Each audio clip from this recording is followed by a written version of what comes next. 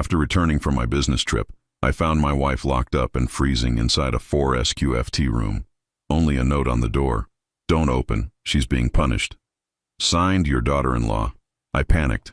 When they landed at the airport, surprise, 17 cops waiting. I'm glad to have you here. Follow my story until the end and comment the city you're watching from, so I can see how far my story has reached. I never thought coming home early from a business trip would save my wife's life. The house felt wrong the moment I stepped through the front door. After 23 years of marriage to Rebecca, you develop an instinct for these things. The silence wasn't the comfortable quiet of an empty home. It was heavy, suffocating, like the air itself was holding its breath. My luggage hit the marble floor with a hollow thud that seemed to echo through rooms that should have been filled with Rebecca's gentle humming or the soft murmur of the television. "Rebecca?" I called out, loosening my tie as I walked deeper into our Denver home. "Honey, I'm back early." Nothing. The living room looked untouched, magazines perfectly aligned on the coffee table the way Rebecca always kept them. The kitchen was spotless, but something nagged at me. No coffee cup in the sink. No sign that anyone had eaten breakfast. Rebecca was methodical about her routines, especially her morning coffee ritual that she'd maintained for as long as I'd known her. I climbed the stairs 2 at a time, my heart beginning to race for reasons I couldn't yet understand. Our bedroom was empty, the bed made with military precision. Rebecca's reading glasses weren't on her nightstand where she always left them. Her slippers weren't beside the bed. "Rebecca." My voice cracked slightly as I called louder this time. That's when I heard it. A faint sound coming from down the hallway, near the storage area we rarely used. It was so quiet I almost missed it, a soft whimpering like an injured animal trying not to make noise. I followed the sound, my stomach twisting into knots with each step. The hallway seemed longer than usual, stretching endlessly toward a door I'd barely paid attention to in years. It led to a small storage room we'd converted from an old dumbwaiter shaft, maybe 4 feet by 4 feet at most. We used it for seasonal decorations and old photo albums, but there was something on the door that made my blood freeze. A piece of paper taped at eye level with handwriting I recognized but had never seen so cold, so calculating. "Don't open. She's being punished for her disrespectful behavior toward me. She needs to learn her place in this household. Give her until tomorrow morning to think about what she's done. Mila." My daughter-in-law's signature sat at the bottom like a judge's verdict. The paper crumpled in my shaking hands as rage and terror fought for control of my thoughts. The whimpering sound came again, clearer now, and I realized with horror that it was Rebecca's voice. "Rebecca!" I shouted, my fingers fumbling with the door handle. It was locked from the outside with a simple slide bolt, the kind you'd use to keep children out of cleaning supplies. "Charles?" Her voice was so weak, so broken that I barely recognized it. "Charles, is that really you? I'm here, baby. I'm getting you out." My hands were shaking so badly I could barely work the bolt. When it finally slid free, the door swung open to reveal a sight that will haunt me for the rest of my life. Rebecca was curled in the corner of that tiny space, hugging her knees to her chest. She was still wearing her nightgown from 2 days ago, the blue one with tiny flowers that I'd bought her for our anniversary. Her usually perfect silver hair was matted against her head, and her lips had a bluish tint from the cold. The room had no heating vent, no light except what filtered in from under the door. "Oh my God, Rebecca, oh my God." I dropped to my knees and pulled her into my arms. She felt so small, so fragile, like she might break if I held her too tightly. She was shivering uncontrollably, and when she looked up at me, her eyes held a fear I'd never seen before. "I'm so sorry," she whispered against my chest. "I'm so sorry, Charles. I didn't mean to make her angry. I just asked about the groceries, and she said I was questioning her authority." "Sorry? Rebecca, you have nothing to be sorry for." I lifted her gently, carrying her toward our bedroom. She weighed nothing in my arms, and I realized she must not have eaten anything since I'd left for Chicago 3 days ago. As I settled her on our bed and wrapped her in blankets, pieces of a puzzle I'd been too blind to see began clicking into place. The way Rebecca had become quieter over the past few months, how she'd stopped joining me for dinner when Mila and my son David visited, the way she'd flinch sometimes when Mila's voice carried through the house. "How long were you in there?" I asked, though I dreaded the answer. "Since yesterday morning," she said, her teeth still chattering. "She said you wouldn't be back until tomorrow night, and that I needed to learn what happens when I disrespect her. 36 hours. My wife had been locked in a 4-by-4-foot space for 36 hours while I was presenting quarterly reports in Chicago, completely oblivious to her suffering. I helped Rebecca sip some warm tea, my mind racing. Where was David? Where was Mila? How had this happened in my own home? Where are they now? I asked, trying to keep my voice calm. David went to work this morning. He doesn't know. Mila told him I was feeling sick and didn't want to be disturbed. Rebecca's voice was getting stronger, but her hands still trembled around the mug. She made me promise not to tell him what really happened.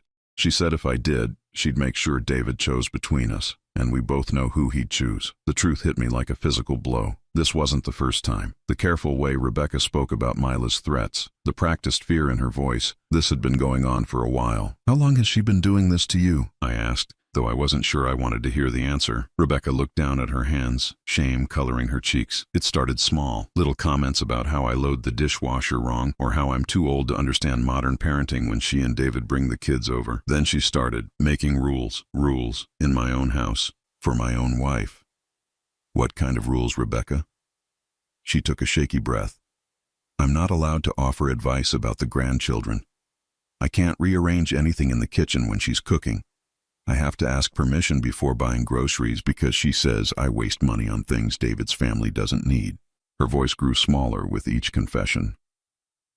Yesterday I asked why she'd thrown away the leftover roast I'd made for David. She said I was questioning her household management and that disrespect had consequences. I felt something dark and cold settling in my chest. My daughter-in-law had been systematically breaking down my wife, turning our home into her personal kingdom while I traveled for work, completely unaware that I was leaving Rebecca in the hands of a predator. Why didn't you tell me? The question came out harsher than I intended, and I immediately regretted it when I saw Rebecca flinch. Because I love you, she said simply. And because I was afraid you wouldn't believe me.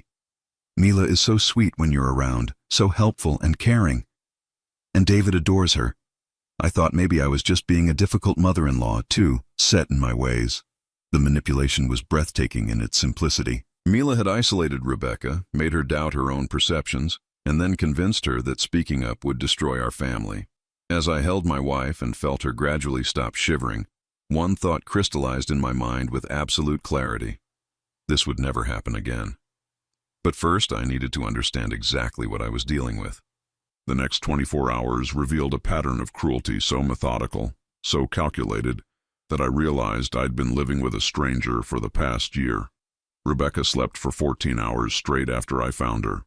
While she rested, I sat in my study, staring at the walls and trying to process what I'd learned, but sleep wouldn't come for me. Every time I closed my eyes, I saw my wife curled up in that tiny space, and rage would surge through me so powerfully that I had to get up and pace. When Rebecca finally woke up the next morning, she looked more like herself. Color had returned to her cheeks, and the trembling had stopped. But there was something in her eyes that hadn't been there before.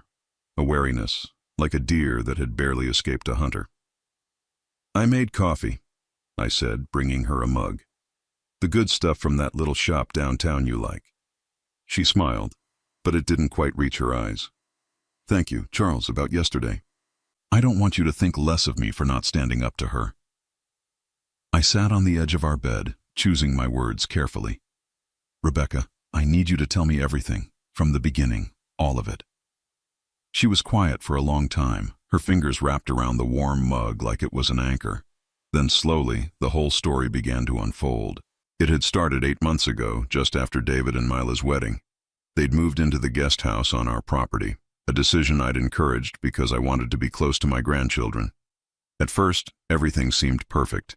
Mila was helpful, always offering to cook dinner or help with household tasks when I was traveling. She was so charming, Rebecca said, her voice barely above a whisper. Always complimenting my cooking, asking for family recipes. She said she wanted to learn to take care of David the way I'd always taken care of you. But gradually, the compliments turned into corrections. Mila would suggest better ways to prepare David's favorite meals. She'd reorganize my kitchen cabinets while I was at my book club, claiming she was just trying to help make things more efficient. She said David had mentioned that I sometimes forgot things, and she was just trying to keep me from getting confused.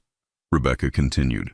When I told her I've never forgotten anything important in my life, she smiled, and said that denial was often the first sign of memory problems. The gaslighting had been subtle but relentless. Mila would move Rebecca's reading glasses and then express concern when Rebecca couldn't find them.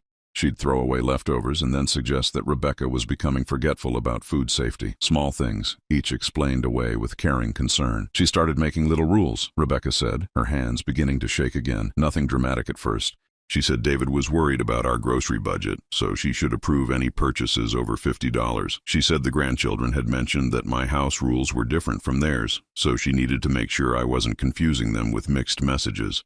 Each rule was presented as a favor to David, a way to reduce his stress about managing two households, and because I was traveling 2 or 3 days a week for work, I never saw any of it happening. The first time she locked me in the pantry was 3 months ago. Rebecca's voice became even quieter. I had offered to help my grandson with his math homework, and she said I was undermining her authority as his mother. She said I needed time to think about respecting boundaries. My coffee mug hit the nightstand harder than I intended. The pantry? How long? 2 hours. She let me out when she heard David's car in the driveway. Rebecca's eyes filled with tears. She told him I'd been taking a nap and felt much better. David was so pleased that she was taking such good care of me while you were away. The pattern became clear as Rebecca continued talking. Each punishment was carefully timed to occur when David wasn't around. Each explanation to David painted Mila as the caring daughter-in-law looking after an increasingly difficult mother-in-law. And each incident was escalated slightly from the last. She started controlling my phone calls, Rebecca said. She said David was worried about me giving money to telephone scammers, so she needed to screen my calls when he wasn't here. She took my phone during the day and gave it back before David came home. That explained why Rebecca hadn't answered when I'd called from Chicago. I'd assumed she was busy with her garden or at the grocery store, the storage room. That wasn't the first time, I asked, though I already knew the answer. Rebecca shook her head. She'd been using it for smaller infractions, an hour here, 2 hours there. She called it my thinking time. Yesterday was the longest because she said questioning her grocery decisions was the most serious disrespect I'd shown. I felt sick. While I'd been proudly telling colleagues about my wonderful daughter-in-law who was such a help to Rebecca, my wife was being systematically tortured in our own home. Why didn't you call me? Text me? Something? She took my phone that morning, Rebecca said. And she told me that if I ever contacted you during one of my correction periods, she'd tell David that I was having episodes of confusion and aggression. She said she'd researched memory care facilities and found some very nice ones where I could get the help I needed. The threat was clear: comply or be removed from your home and family entirely. I stood up and walked to the window, staring out at the guest house where my son and his wife lived. From the outside, everything looked normal. David's car was in the driveway. Mila's flowers bloomed in neat rows beside the front door. No one would ever suspect that behind that cheerful facade lived someone capable of such calculated cruelty. There's something else, Rebecca said softly. I found some papers in the kitchen drawer last week. Mila had been researching your business trips, your schedule. She had notes about when you'd be gone longest, which clients required the most travel. She'd been planning her torture sessions around my work schedule. And Charles. I think she's been giving me something. In my tea, maybe. The past few weeks I've been so tired in the afternoons. Too tired to fight back when she puts me in the room. My hands clenched into fists, drugging my wife, imprisoning her, psychologically torturing her, and doing it all while maintaining a perfect facade for my son. Where is she now? I asked. Shopping with David. They take the children every Saturday morning. Rebecca glanced at the clock. They'll be back around noon. I had 2 hours to decide how to handle this. 2 hours to figure out how to protect my wife without destroying my relationship with my son. Because one thing was certain, David had no idea what his wife really was. But as I looked at Rebecca, still wrapped in blankets, still bearing the psychological scars of months of abuse, I realized something else with crystal clarity. I didn't care about preserving anything anymore. I only cared about making sure this never happened to my wife again. The question was, how do you prove that the perfect daughter-in-law is actually a monster? The sound of car doors slamming in the driveway sent ice through my veins. They were back earlier than expected. I glanced at Rebecca, who had gone pale, and instinctively pulled the blankets higher around her shoulders. It's okay, I whispered, though my heart was pounding. I'm here. She can't hurt you anymore. Through our bedroom window, I watched David helping the children out of Mila's silver SUV. My 8-year-old granddaughter Emma skipped toward the main house while 6-year-old Jake struggled with a bag of what looked like art supplies. They were beautiful children, innocent and happy. They had no idea their mother was a predator. David looked tired. He'd been working longer hours lately at his engineering firm, taking on extra projects to support his growing family. The irony wasn't lost on me. While he exhausted himself providing for them, his wife was using his absence to torture his stepmother. "Rebecca, I want you to stay up here," I said quietly. "Lock the door behind me. Don't come down no matter what you hear." Her eyes widened with fear. "Charles, please don't confront her directly. She's very smart about making me look like the problem. If you accuse her without proof, she'll twist everything." But I was past caring about proof or strategy. The image of my wife locked in that 4x4 space had burned itself into my mind, and I couldn't think of anything except making sure it never happened again. I heard the front door open, followed by the children's excited voices echoing through the foyer. They were probably looking for Rebecca, who always had cookies ready for their Saturday visits. Today, there would be no cookies, no warm grandmother's hugs. Today, everything changed. "Grandma Rebecca," Emma's voice carried up the stairs. "We brought you pictures from art class." I heard Mila's voice, honey-sweet and concerned. "Oh, sweetie, Grandma Rebecca isn't feeling well today. She needs to rest. Why don't you show Grandpa your pictures instead?" The manipulation started immediately. Even with the children, she couldn't help herself. I found them in the kitchen. David was putting away groceries while Mila helped Emma and Jake spread their artwork across the counter. She looked exactly as she always did. Shoulder-length blonde hair, perfectly styled, makeup subtle but flawless, wearing a soft pink sweater that made her look like the ideal young mother. "Charles!" David's face lit up when he saw me. "Dad, you're back early. How was Chicago?" "Fine," I said, my voice carefully controlled. The Peterson account closed sooner than expected. Mila turned toward me with that same bright smile she'd worn for the past year. "Oh, wonderful. I was just telling the children that Grandma Rebecca is having one of her difficult days. She's been so tired lately, poor thing." The casual lie rolled off her tongue so smoothly that I almost doubted my own memory of finding Rebecca locked in that storage room. Almost. "What do you mean, difficult days?" I asked. Mila's expression shifted to one of gentle concern. "Oh, I probably shouldn't say anything. I know how much you love her, and I don't want to worry you unnecessarily." David looked up from the grocery bags, frowning. "Mila's been amazing, Dad. She's been keeping an eye on Rebecca while you travel. We've been a little concerned about some memory issues." "Memory issues?" The phrase hit me like a slap. "What kind of memory issues?" "Nothing serious," Mila said quickly, her hand resting on David's arm. "Just little things. Forgetting where she put items. Getting confused about conversations we've had. Yesterday, she seemed to think I'd moved her reading glasses when she'd simply misplaced them." I stared at her, marveling at the performance. She was rewriting yesterday's events in real time, turning Rebecca's imprisonment into a story about confusion and misplaced glasses. She was quite agitated about it. Mila continued, her voice full of sympathetic concern. "I suggested she spend some quiet time in the study to help her remember where she'd left them. Sometimes a change of environment helps with memory recall." The study. She was calling that storage room a study. "Where exactly did she spend this quiet time?" I asked. Something flickered in Mila's eyes, so briefly I almost missed it. "The small room off the hallway, you know, where you keep the photo albums." I thought being around family memories might help. David nodded thoughtfully. "That makes sense. Dad, maybe we should consider having her evaluated. Just to be safe." "Evaluated for what?" "Early dementia," David said gently. "Mila's been reading about it online. The signs can be subtle at first. My daughter-in-law had spent months gaslighting my wife and was now trying to gaslight me.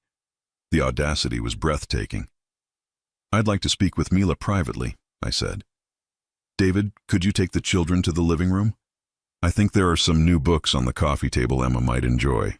David hesitated, clearly sensing tension he didn't understand. "Dad, is everything okay?" "Everything's fine," I lied. "I just want to thank Mila for taking such good care of Rebecca while I was away." After David shepherded the children out of the kitchen, I turned to face my daughter-in-law. Her mask had slipped slightly, and I could see calculation in her eyes as she tried to read my expression. "You found her," she said quietly. "It wasn't a question. I found my wife locked in a storage closet with a note from you saying she was being punished." Mila's face transformed, cycling through emotions like an actress trying on different roles. First came surprise, then hurt, then a carefully crafted confusion. "Charles, I think there's been a misunderstanding. Rebecca asked me to help her organize the storage room. She said she felt overwhelmed by the clutter and needed some time alone to sort through things. I put the note on the door to make sure David and I didn't disturb her. The lie was so smooth, so reasonable, that I could see how it might convince someone who hadn't seen what I'd seen. She was locked in from the outside, I said. The lock sticks sometimes, Mila replied without missing a beat. Rebecca must have gotten confused about how to open it. Poor thing, she was probably frustrated and scared. No wonder she misremembered what happened. Every response was calculated to make Rebecca sound confused and unreliable. I was watching a master manipulator at work. What about the other times? I asked. Other times? Mila tilted her head, the picture of innocent confusion. The pantry, the phone calls you've been screening, the rules you've been making for my wife in my own house. For just a moment, her mask slipped completely. I saw something cold and predatory in her eyes, something that assessed me as either a threat or an ally. Then the concerned daughter-in-law was back. Charles, I'm worried about you, she said softly. These accusations, they sound like the same confused stories Rebecca's been telling. Memory problems can sometimes run in families. The implication was clear. I was either lying or suffering from the same mental decline she was attributing to Rebecca. I think you should consider, she continued, her voice gentle but firm, that Rebecca might be manipulating you.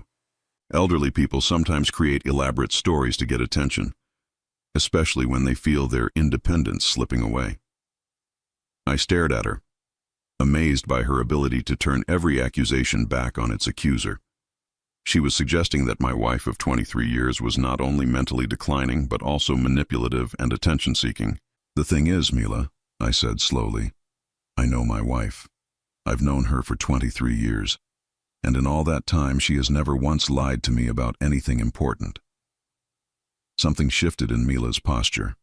Her shoulders straightened, and when she spoke again, her voice had lost some of its sweetness. People change, Charles.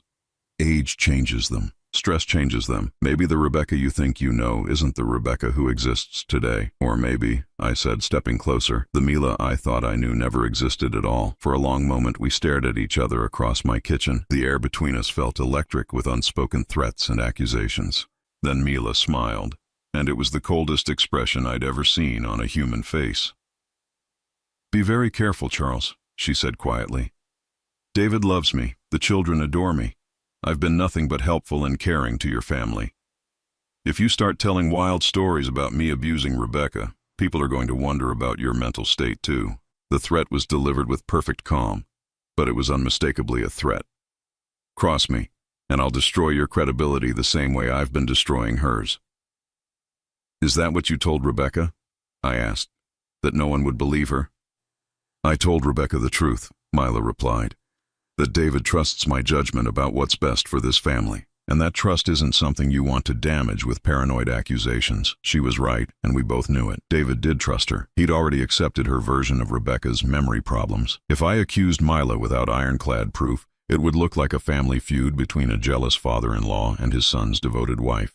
But here's what I don't understand, I said. Why? What do you get out of hurting an innocent woman who's never done anything but welcome you into this family? For the first time, Mila's composure cracked slightly. Something raw and ugly flickered across her features. Control, she said simply. In every family, someone has to be in charge. It might as well be me.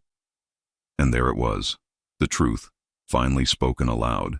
This wasn't about memory problems or household management or helping David.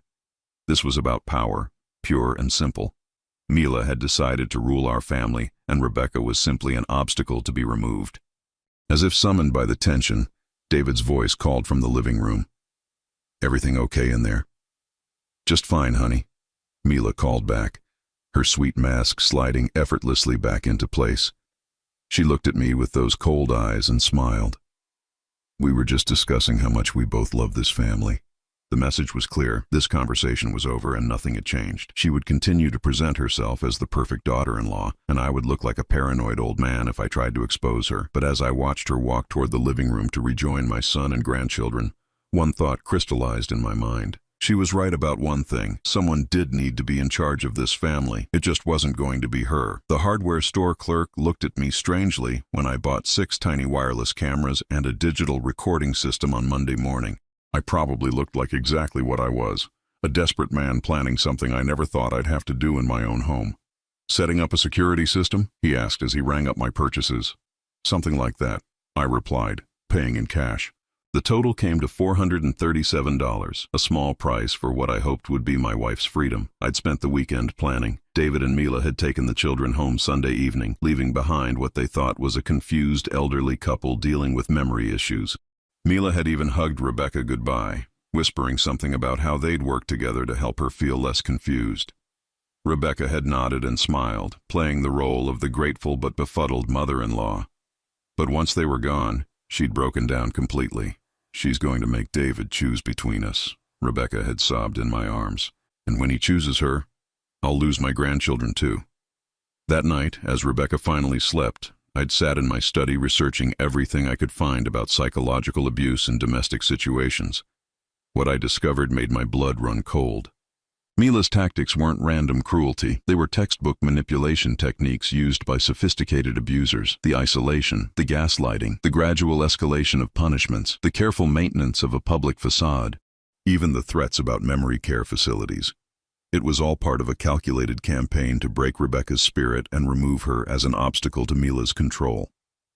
But the most chilling thing I learned was that this kind of abuse rarely stops with one victim. If Mila was capable of systematically torturing my wife, she'd likely done it before. I installed the first camera in the kitchen on Monday afternoon while Rebecca was at her book club. The device was no bigger than a button, designed to blend invisibly into the crown molding. The second went in the hallway outside the storage room, the third in our living room. The remaining 3 cameras went in places I hoped I'd never need them: the storage room itself, the pantry, and Rebecca's bedroom. If Mila was going to continue her campaign of terror, I was going to document every second of it. Tuesday morning, I called my assistant at the office. "Linda, I need you to reschedule the Morrison meeting. Move it to next week." "Of course, Mr. Harris. Should I cancel your trip to Portland as well?" I'd forgotten about Portland. 3 days of client meetings that I'd been looking forward to because they represented a potential $2 million contract. Now the thought of leaving Rebecca alone for 3 days made me sick. "Yes, cancel Portland. Tell them we'll reschedule for next month." "Sir, are you feeling all right? The Portland account is your biggest potential client this quarter." "I'm fine, Linda. I just have some family matters that need my attention." After I hung up, I found Rebecca in the garden, tending to her roses with the same careful precision she brought to everything in her life. She looked better than she had on Saturday, but there was still a brittleness to her movements, a hyper-awareness of her surroundings that broke my heart. "I canceled my Portland trip," I told her. She looked up, pruning shears frozen in her hand. "Charles, you can't stop traveling because of me. Mila will know something's changed. Let her know. Maybe it's time she understood that things are different now." Rebecca set down her tools and took my hands in hers. "Honey, you're not thinking clearly. If you suddenly start staying home, she'll adjust her behavior. We'll never be able to prove what she's been doing." She was right, of course. Mila was too smart to continue her abuse if she suspected she was being watched. But the thought of leaving Rebecca alone with her again made me feel physically ill. "There's another way," Rebecca said quietly. "Let me be the bait." "Absolutely not. Charles, listen to me. She thinks she's won. She thinks she's convinced you that I'm having memory problems. If you go to Portland as planned, she'll get overconfident. She'll make mistakes." I stared at my wife, amazed by her strength. 3 days ago, I'd found her broken and terrified in a storage closet. Now she was offering to put herself back in danger to catch her tormentor. "The cameras will record everything," she continued. "And if things get too bad, I'll call 911. But Charles, we need evidence, real evidence that no one can explain away." That afternoon, I taught Rebecca how to activate the recording system from her phone. It was a simple app that would capture footage from all 6 cameras simultaneously. If Mila tried anything, we'd have it documented from multiple angles. "Remember," I told her, "you don't have to endure anything for the sake of evidence. If she locks you up again, if she hurts you in any way, you call the police immediately." "I will," Rebecca promised. "But Charles, I need you to understand something. I'm not just doing this for me. I'm doing this for the next woman she targets." That stopped me cold. "What do you mean, the next woman?" Rebecca's expression grew troubled. "I've been thinking about what you said, about how calculated her methods are. This isn't something she learned by experimenting on me. She's done this before." The possibility had occurred to me, but hearing Rebecca voice it made it feel more real and more terrifying. "You think she's abused other people?" "I think she's probably abused every vulnerable person she's ever had access to. Rebecca said grimly. And if we don't stop her, she'll keep doing it. Maybe to elderly parents in her next marriage. Maybe to her own children when they get older and start challenging her authority. The thought of Emma and Jake potentially facing their mother's cruelty made my decision for me. I had to go to Portland. I had to give Mila enough rope to hang herself. Wednesday morning, I kissed Rebecca goodbye and drove to the airport, my phone clutched in my hand like a lifeline. The recording app was active, streaming live footage from our house to my phone. I could check on Rebecca at any time. The first day passed without incident. Mila was on her best behavior, bringing Rebecca soup for lunch and chatting pleasantly about the children's school activities. I almost wondered if I'd been wrong about her, if the storage room incident had been an aberration. Then Thursday morning happened. I was in my hotel room getting dressed for my first client meeting when my phone buzzed with an alert from the recording system, motion detected in the kitchen. I opened the app and saw Mila standing at our counter, crushing something into a powder with the back of a spoon. She was wearing latex gloves. My hands shook as I watched her dump the powder into Rebecca's morning tea mug, the blue one with forget-me-nots that Rebecca used every day. Then Mila carefully washed the spoon and threw away the gloves before calling out cheerfully, "Rebecca, your tea is ready." I was watching my daughter-in-law drug my wife in real time, from 800 miles away, and there was nothing I could do to stop it. Rebecca appeared in the kitchen doorway, already dressed for the day in her favorite yellow cardigan. She looked rested and alert, completely unaware of what waited for her in that innocent-looking mug. "Thank you, dear," Rebecca said, taking the tea. "That's very thoughtful."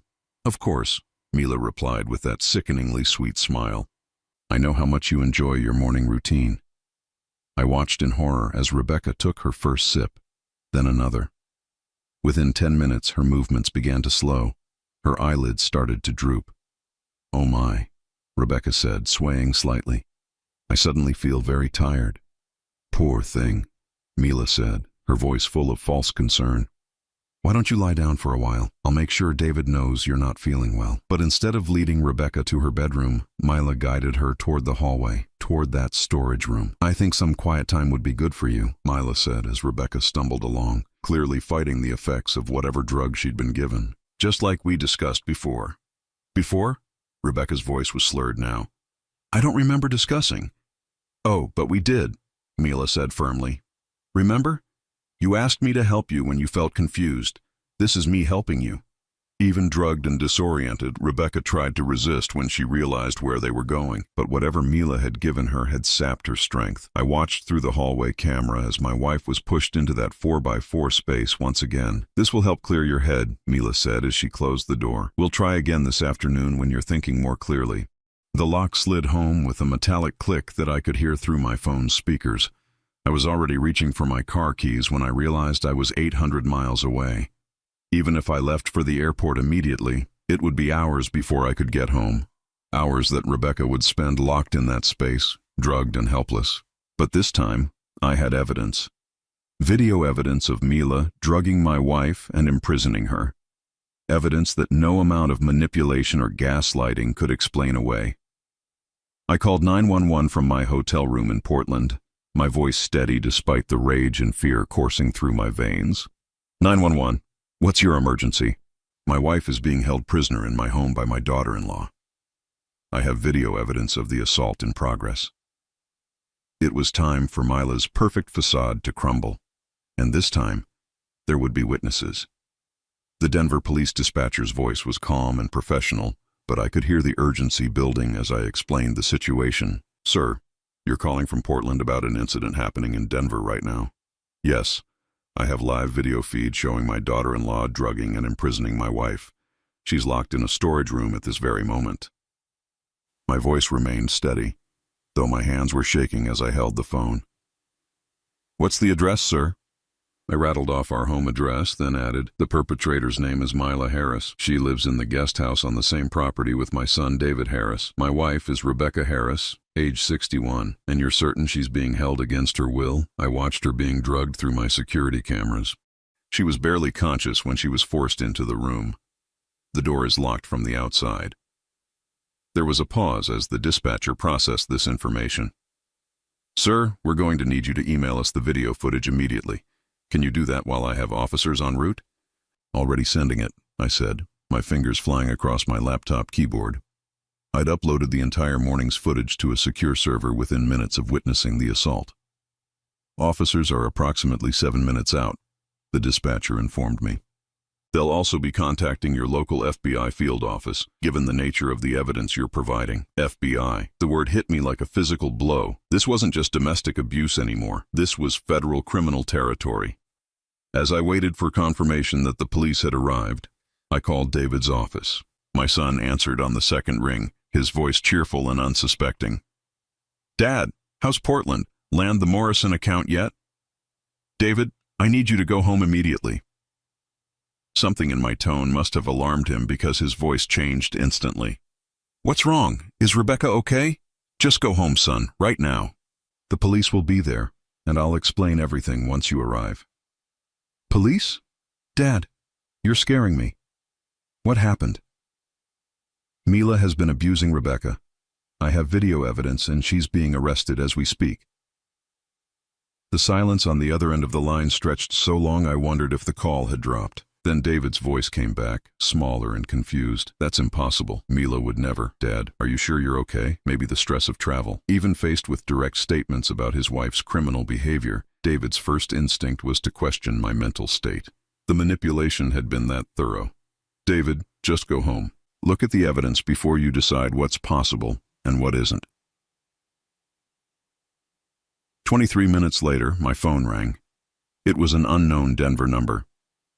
"Mr. Harris, this is Detective Sarah Morrison with Denver PD. We've secured your wife and arrested the suspect." The relief that flooded through me was so intense I had to sit down on the hotel bed. "Is Rebecca okay?" "She's conscious but appears to have been drugged. Paramedics are evaluating her now." "Sir, I have to tell you, the evidence you provided is some of the clearest documentation of domestic abuse I've seen in 15 years of police work." "What about Mila?" "Mila Harris is in custody. We found her attempting to dispose of a prescription bottle when we arrived. The pills match what our preliminary field test identified in your wife's system." "What kind of pills?" "Lorazepam. It's a sedative, often prescribed for anxiety. In the dosage we believe she was giving your wife, it would cause disorientation, memory problems, and extreme drowsiness." Memory problems. Mila hadn't just been psychologically gaslighting Rebecca. She'd been chemically inducing the very symptoms she was claiming to be concerned about. "Detective, there's something else you need to know." "I believe my wife isn't Mila's first victim." "What makes you say that?" "The methods were too sophisticated, too calculated. She knew exactly how to isolate Rebecca, how to manipulate my son, how to create a cover story that would explain away any complaints. This took planning and experience." "We're already looking into that, Mr. Harris. Can you fly back today?" "I'm leaving for the airport now." The flight home was the longest 3 hours of my life. I kept checking my phone for updates, but all I got were brief texts from Detective Morrison. "Rebecca stable. Suspect in booking. Your son arrived at scene." That last message worried me the most. How was David processing this? His wife of less than a year, the mother of his stepchildren, was sitting in a jail cell charged with drugging and imprisoning his stepmother. The woman he loved and trusted had been systematically torturing the woman who'd helped raise him. I found David in the hospital waiting room, his head in his hands. He looked like he'd aged 10 years in the past 6 hours. When he saw me, he stood up slowly, his face a mask of confusion and grief. "I watched the videos," he said quietly. "All of them. The police made copies of everything from your security system." "David, I'm sorry. I know this is devastating." He shook his head. "How did I not see it? How did I live in the same house and not know my wife was torturing my stepmother? Because she was very good at hiding it, and because she made sure you were never around when it happened." David slumped back into his chair. "The kids, Dad. What am I going to tell Emma and Jake?" "Their mother is in jail for criminal abuse," I finished gently. "And you're going to tell them the truth, in age-appropriate terms, that their mother made some very bad choices and needs help." The detective said there might be other victims. "Other families she's done this to." I sat down beside my son, choosing my words carefully. "David, I need to ask you something, and I need you to think before you answer. Has Mila ever mentioned previous relationships, other families she was close to?" David was quiet for a long time. Then he said, "She was married before. Her first husband died in a car accident when she was 25. She helped take care of his elderly mother for the last few months of the woman's life. A chill ran down my spine. What happened to the mother? She died in a nursing home. Mila said it was very sudden. Some kind of medication reaction. She was heartbroken about it. We stared at each other as the implications sank in. How many elderly, vulnerable people had Mila had access to over the years? How many had suffered in silence, dismissed as confused or difficult? "Dad," David said suddenly, "there's something else, something I should have mentioned before." "What?" 3 months ago, Mila suggested we take out a life insurance policy on Rebecca. She said it was just being practical, since Rebecca was getting older and we were living so close. I thought it was morbid and told her no. The final piece of Mila's plan crystallized in my mind. She hadn't just been trying to control Rebecca. She'd been trying to eliminate her entirely. The psychological abuse, the drugging, the isolation. It was all designed to make Rebecca appear mentally unstable. And once that foundation was laid, an accident or suicide would have seemed tragically plausible. "Detective Morrison needs to know about the insurance conversation," I said. "I already told her." "Dad, how close did we come to losing Rebecca entirely?" Before I could answer, a doctor in scrubs approached us. "Mr. Harris, I'm Dr. Patel. Your wife is asking for you." I found Rebecca sitting up in a hospital bed, an IV in her arm, but color back in her cheeks. She looked more alert than I'd seen her in months.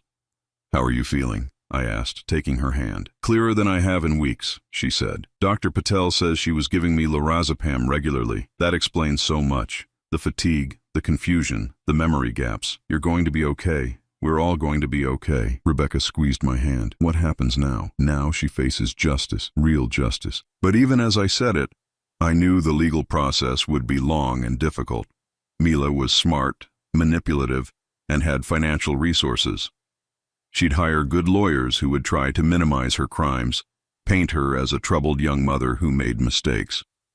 As if reading my thoughts, Detective Morrison appeared in the doorway.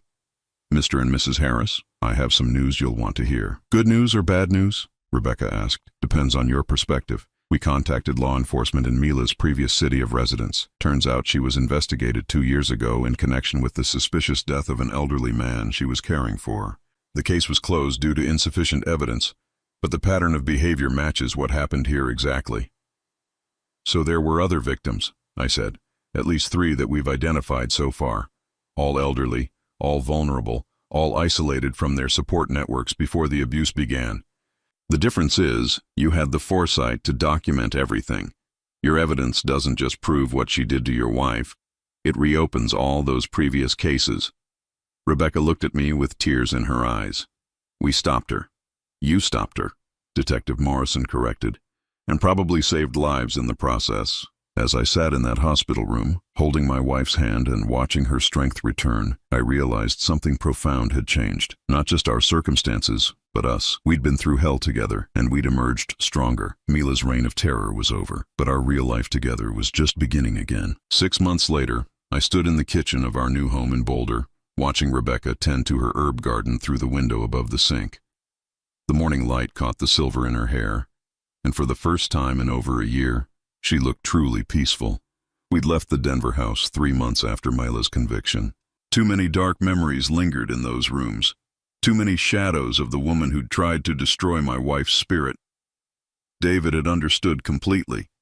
In fact, he'd been the one to suggest we make a fresh start somewhere new. The legal proceedings had moved faster than anyone expected. Mila's defense team had tried every strategy they could think of, claiming Rebecca was a difficult patient who required strict management, suggesting that I had fabricated the video evidence, even attempting to paint Mila as a victim of postpartum depression who'd made poor decisions. None of it worked. The evidence was too clear, too comprehensive. Video footage of her drugging Rebecca, audio recordings of her threats and manipulations, physical evidence of the prescription drugs she'd been stealing from her mother-in-law's purse during family visits. But the case that sealed her fate came from an unexpected source. Detective Morrison had contacted Mila's first husband's family, and his sister had driven down from Montana to testify. She told the court about strange incidents during the last months of their mother's life. How Mila had insisted on managing all of the elderly woman's medications. How she'd convinced everyone that the mother was becoming paranoid and difficult. How she'd isolated her from other family members by claiming their visits upset her. My mother died alone in that nursing home, the sister testified, because Mila convinced us she was becoming violent and unmanageable. We trusted her judgment because she seemed so caring, so dedicated. Now I understand we weren't protecting our mother from confusion. We were abandoning her to an abuser. The pattern was undeniable. 3 families, spanning 7 years, all with the same story. Elderly or vulnerable family members who suddenly became difficult under Mila's care. Incidents explained away as medical issues or age-related decline. Family members gradually convinced that their loved ones needed professional management that only Mila could provide. The judge sentenced her to 12 years in prison on multiple counts of elder abuse, assault, and conspiracy. No possibility of parole for the first 8 years. David had asked for primary custody of Emma and Jake, and Mila's family hadn't contested it. They were as shocked as everyone else by the revelations, and her parents had quietly moved to Florida, leaving no forwarding address. The children were seeing a counselor to help them process their mother's actions, but they were resilient. Children often are. "Grandpa Charles," Emma had said to me just last week, "I'm glad Grandma Rebecca doesn't have to be sad anymore." Out of the mouths of babes, Rebecca came inside from the garden, her hands dirty and her face glowing with satisfaction. "The basil is really taking off," she said, washing her hands at the sink. "I think we'll have enough for pesto all summer." "Good," I said, wrapping my arms around her from behind. "You know how much I love your pesto." She leaned back against me, and I marveled at how solid she felt, how present. For months after the trial, she'd seemed fragile, like she might disappear if I didn't hold on tight enough. But gradually her confidence had returned. Her laugh came easier. She'd stopped looking over her shoulder whenever we went out. "David called this morning," she said. "He wants to bring the kids up this weekend for hiking." "How's he doing?" "Better. He's seeing someone apparently, a teacher at Jake's school. He sounds happy when he talks about her." David's recovery had been almost as difficult as Rebecca's. The guilt of not protecting his stepmother, of being manipulated so completely, had nearly broken him. But therapy had helped. And time had helped more. He was rebuilding his life, learning to trust his instincts again. "I'm proud of him," I said. "It takes courage to start over." "Yes," Rebecca agreed. "It does." We'd both learned something about courage over the past year. Not the dramatic, heroic kind you see in movies, but the quiet, daily kind that it takes to rebuild trust after it's been shattered. The courage to believe that not everyone who seems caring actually is, but also the courage to remain open to genuine kindness. My phone buzzed with a text message. I glanced at it and smiled. "Detective Morrison says the Colorado Bureau of Investigation wants to use our case as a training example for elder abuse investigators." "Good," Rebecca said firmly. "Maybe it will help someone else recognize the signs earlier than we did." That was Rebecca, always thinking about how our pain could prevent someone else's. It was one of the things I loved most about her, this instinct to turn suffering into service. We'd both changed because of what happened. I'd learned that success in business meant nothing if I couldn't protect the people I loved. I'd cut my travel schedule in half and hired an associate to handle the accounts that required extensive trips. Money mattered less than being present for the people who truly mattered. Rebecca had changed too, but in unexpected ways. She'd become stronger, more assertive. She'd started volunteering at a domestic violence shelter, using her experience to help other women recognize manipulation tactics. She'd learned to trust her instincts instead of doubting herself when something felt wrong. "I keep thinking about something Detective Morrison said," Rebecca mentioned as she started preparing lunch. "About how Mila probably would have escalated if we hadn't caught her." "The insurance policy conversation," I said grimly. "Yes, Charles. I think she was planning to kill me." It wasn't the first time we'd discussed this possibility, but it still sent a chill through me. The systematic drugging, the psychological manipulation designed to make Rebecca appear unstable, the attempt to isolate her from all support, it all pointed toward a plan that went far beyond simple abuse. "But she didn't," I said. "We stopped her. We stopped her because I was lucky enough to marry a man who actually pays attention to his wife," Rebecca said, kissing my cheek. "And because I was stubborn enough to survive until you got home." "You were brave enough to be bait," I I corrected. You put yourself at risk to get the evidence we needed. We both did what we had to do. After lunch, we drove to David's house to pick up a box of photo albums he'd saved from our old place.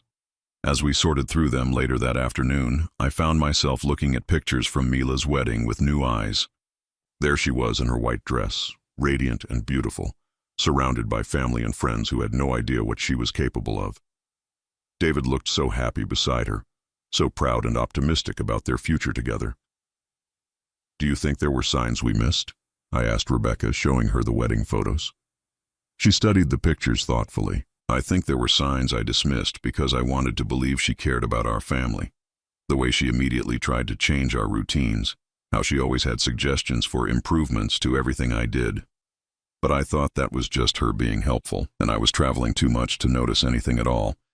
We can't change what happened, Charles. We can only make sure it never happens again. That evening, as we sat on our new deck watching the sunset paint the mountains purple and gold, Rebecca brought up something that had been on both our minds lately. I've been thinking about forgiveness, she said quietly. Forgiveness, not for her. I'll never forgive what she did, and I don't think I should.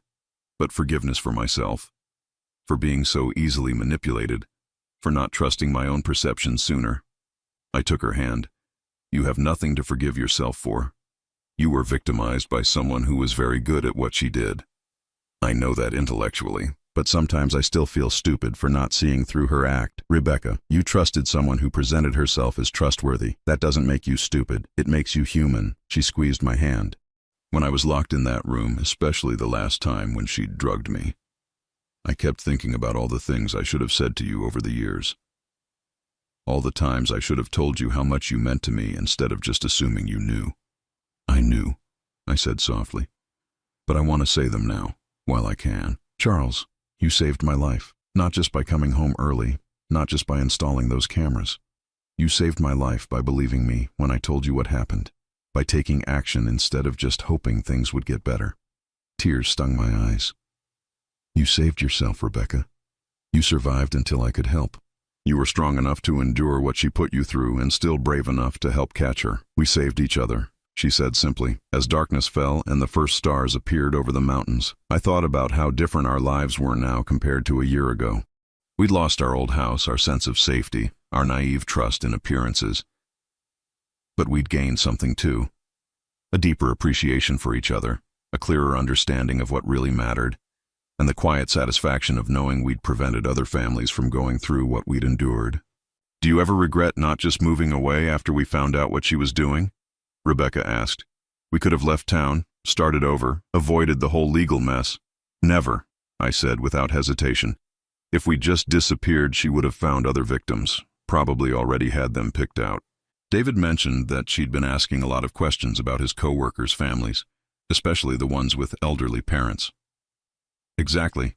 We didn't just save ourselves, we saved people we'll never even meet. Rebecca was quiet for a moment, then said, I'm proud of us. Me too. We sat in comfortable silence, watching the lights come on in the valley below. Tomorrow would bring its own challenges. David was still healing, the children still needed stability and support, and we were still rebuilding our sense of security. But tonight, sitting together on our deck in our new home, we were simply grateful. Grateful for survival, grateful for justice, grateful for the chance to grow old together without fear, and grateful for the hard-won knowledge that love isn't just about the good times. It's about standing together when evil tries to tear you apart. Sometimes the greatest victories are quiet ones. Sometimes freedom doesn't announce itself with fanfare. It simply settles over you like peace, warm and sure, and absolutely unshakable. This was our quiet victory, our silent liberation, and it was enough.